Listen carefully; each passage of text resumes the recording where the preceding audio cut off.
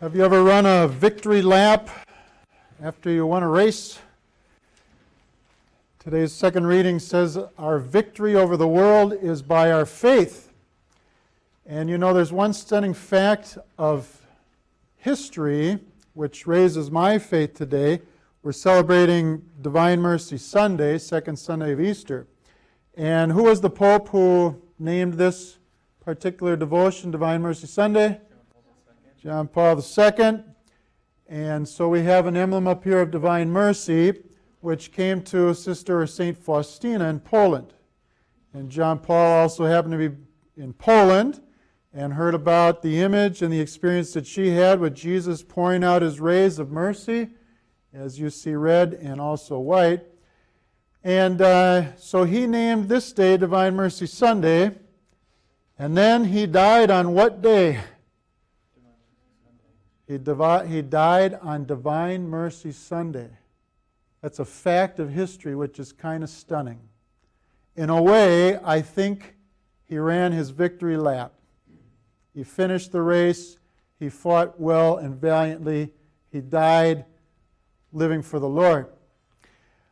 Another story that I came across recently of Archbishop Luis Martinez, who was Archbishop of Mexico City, was born in 1881. And back in those days, you only had a few options, be a priest or be a farmer, certain things that you could do or don't do. And so when he was 11 years old, his dad died suddenly, shockingly. And so his mother took him and they went to live with his uncle, mother's brother, who was a priest. And he fell in love with the priesthood as a young boy. And that would inspire his vocation. And he would go on to live in one of the most tumultuous times of the church in Mexico, like John Paul did in Poland during World War II.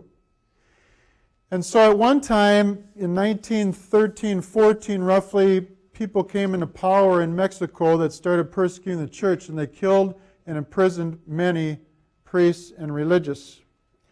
In 1926, it was illegal in Mexico to worship publicly.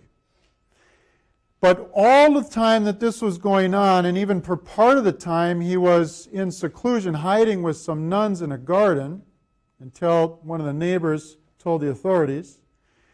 But during all this time, his spiritual life was thriving. And I'm going to compare that to the gospel today, because the point is that sometimes in the greatest storms, Jesus brings the greatest intimacy and the greatest growth. And so Archbishop Luis Martinez writes this. He says, "Epochs of persecution decidedly suit me.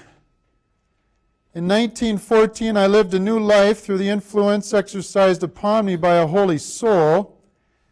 What he's saying is, a young person came to ask him for spiritual direction, and that person's mystical life inspired him. And he said, "Now, years later, I am living as in heaven. With what delicacy God treats me. He inebriates me with love in the midst of the storm.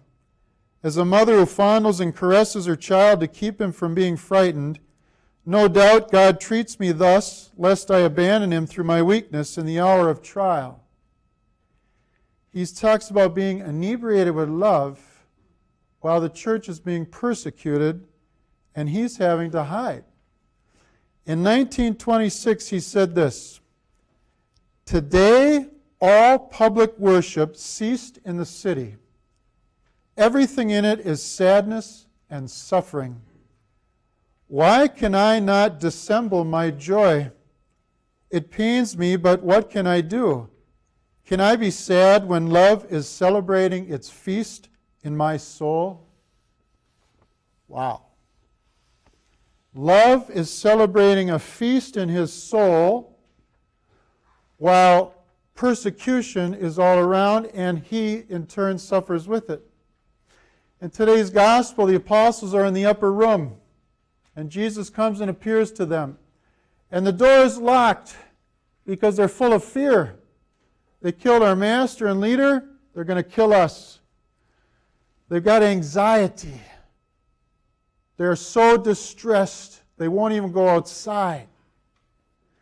And Jesus comes in the midst and appears to them and has a feast.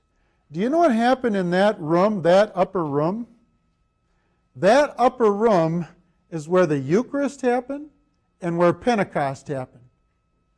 Where they were hiding from the storm is where the greatest Christian feasts began. And so I just invite you today on this Divine Mercy Sunday to receive words from our Lord. Peace be with you. If you are willing, in the midst of what could seem like storms around you, or even the circumstances of your life, Jesus will use it as a golden opportunity, and on the inside will create a festivity of love. Have you had a festivity of love in your soul?